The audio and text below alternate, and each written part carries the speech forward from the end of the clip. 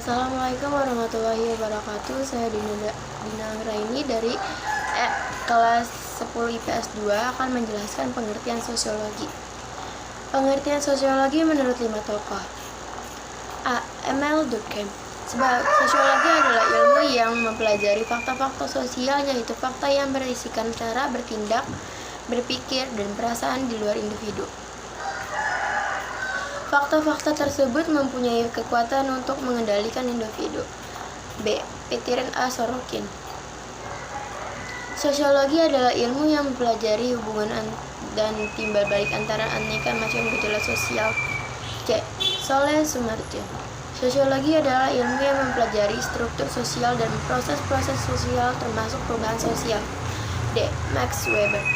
Sosiologi adalah ilmu yang berhubungan dengan pemahaman interior, orientasi mengenai tindakan sosial, dan juga berhubungan dengan suatu penjelasan sebab akibat mengenai arah dan konsekuensi tindakan itu.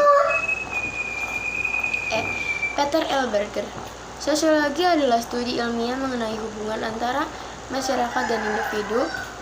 Ciri-ciri sosiologi sebagai ilmu empiris, ilmu pengetahuan yang didasarkan pada observasi dan hasilnya tidak bersifat spekulatif melainkan objektif. B. Teoritis, ilmu pengetahuan berasal dari abstraksi hasil pengamatan di lapangan sehingga menjadi suatu teori yang logis. C. Kumulatif, disusun atas dasar teori yang sudah ada lalu memperbaiki, memperluas, sehingga memperkuat teori sebelumnya. D. Nonetis, tidak mempersoalkan baik atau buruk masalah tersebut, tetapi bersifat netral dalam menjelaskan masalah. 3. Jenis-jenis objek kajian sosiologi. Objek material, segala yang berkenaan dengan masyarakat secara baik fisik maupun non-fisik, termasuk seluruh peristiwa yang memunculkan interaksi baik antara individu, kelompok, atau antara individu dengan kelompok, termasuk dalam objek material sosiologi. 2.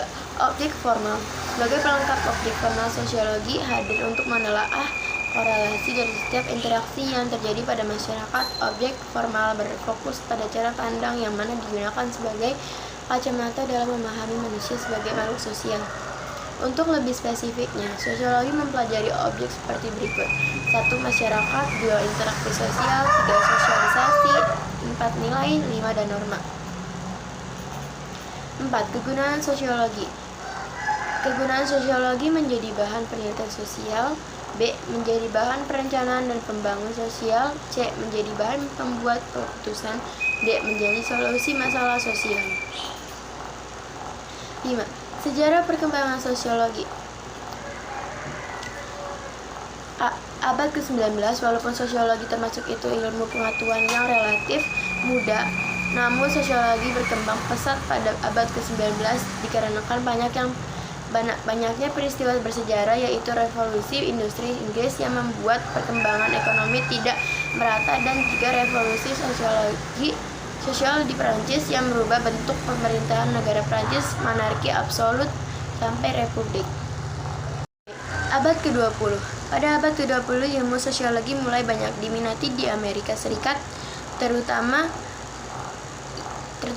berbagai universitas. Para sosiologi asal Amerika, Albion Westphal, Peter Sorokin, C.H. Coyley, George Herbert, W.E.B. Du Bois, Talcott Parsons disebut. Abad ke-21. Perkembangan sosiologi di abad ke-21 atau di era modernisasi.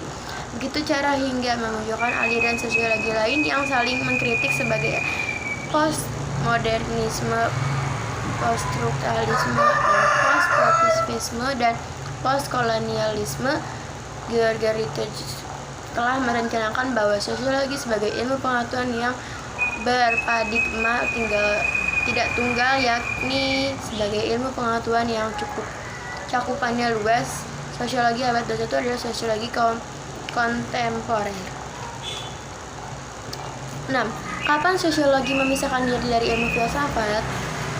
Pada abad 19, sosiologi resmi memisahkan diri dari filsafat sebab sosiologi adalah fisika sosial sedangkan filsafat adalah metafisika. Hal ini didasarkan pada buku berjudul Discours sur l'ensemble du positifisme yang dituliskan oleh Auguste Comte.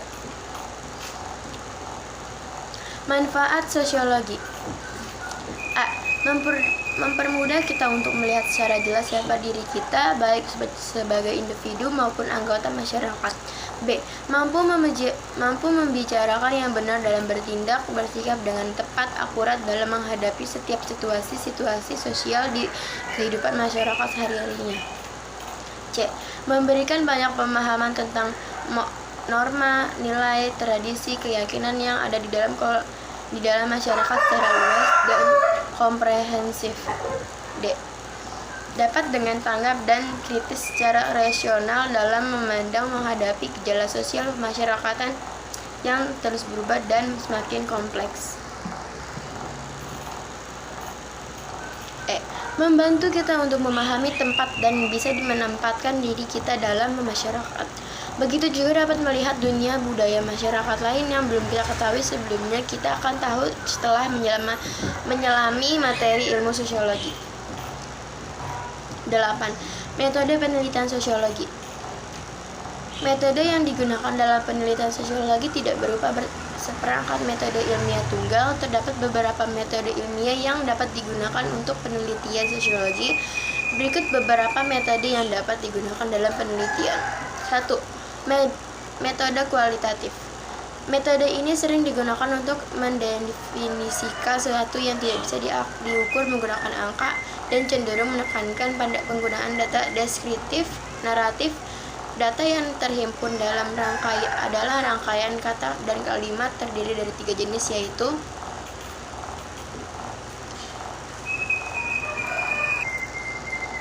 A. Metode historis. Metode yang dilakukan dengan cara membandingkan fenomena sosial yang terjadi di masyarakat. Fenomena tersebut dapat mengenai perbedaan kondisi sosial hingga perbedaan zaman. Contohnya, metode ini dapat digunakan untuk penelitian tentang pengaruh metode pembelajaran terhadap kedisiplinan siswa, perbandingan metode pembelajaran daring dan luring. B.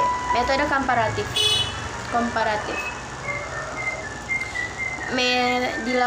Metode ini dilakukan dengan mengumpulkan, mengolah, menganalisis data sejarah yang berupa peristiwa-peristiwa yang terjadi di masa lampau.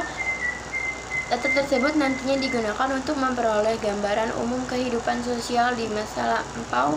Contohnya, metode ini dapat digunakan untuk penelitian tentang kemerdekaan pendidikan pada era awal kemerdekaan. C.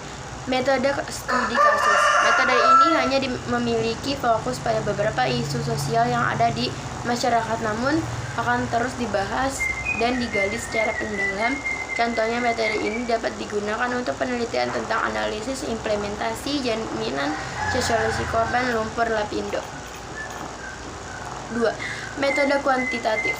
Metode yang dilakukan dengan cara mengukur gejala-gejala sosial di masyarakat secara sistematis dan menekankan pada pengumpulan dan penggunaan data yang berupa angka-angka. A. Metode statistik. Metode penelitian yang digunakan untuk melakukan pengolahan dan analisis fenomena sosial melalui data statistik. Penelitian ini menggunakan data statistik sebagai kunci hasil penelitian. B. Metode sosiometri. Metode ini sering disebut analisis jejaring sosial. Cara penggunaannya pun memakai analisis pola penghubungan, relasi atau jaringan sosial antar individu atau kelompok. Penelitian dengan metode ini mengidentifikasi bahwa jejaring sosial antar manusia merupakan bagian dari bentuk fenomena sosial. 3. Metode induktif. Metode induktif merupakan metode untuk mempelajari sesuatu yang bersifat khusus agar mendapatkan kesimpulan yang universal. Dalam penelitian sosial, penerapannya dimulai dengan pencarian data lapangan, selanjutnya diolah, dianalisis, hingga disimpulkan menjadi teori-teori yang umum. Pada penelitian induktif, gejala-gejala sosial yang khusus dan muncul di lapangan dirangkai sedemikian rupa hingga mencapai kesimpulan umum dan menghasilkan teori. 4. Metode deduktif. Metode ini cenderung mempelajari sesuatu yang bersifat umum agar menghasilkan kesimpulan secara khusus. Dalam penerapannya dimulai dari teori yang dihimpun peneliti, kemudian teori tersebut digunakan sebagai panduan analisis data yang diperoleh di lapangan. Peneliti memiliki teori yang berasal dari penelitian sebelumnya, kemudian diuji dengan kondisi keadaan nyata di lapangan. Metode empiris. Metode yang cara penggunaannya adalah meneliti dengan fakta sebagai dasar pengumpulan data. Dalam penelitian sosial dilakukan pencarian data objektif di lapangan yang bersifat empiris, yang artinya berasal dari realitas di lapangan tanpa intervensi kepentingan peneliti. Sekian dari saya. Mohon maaf jika ada kesalahan dan kekurangan. Wassalamualaikum warahmatullahi wabarakatuh.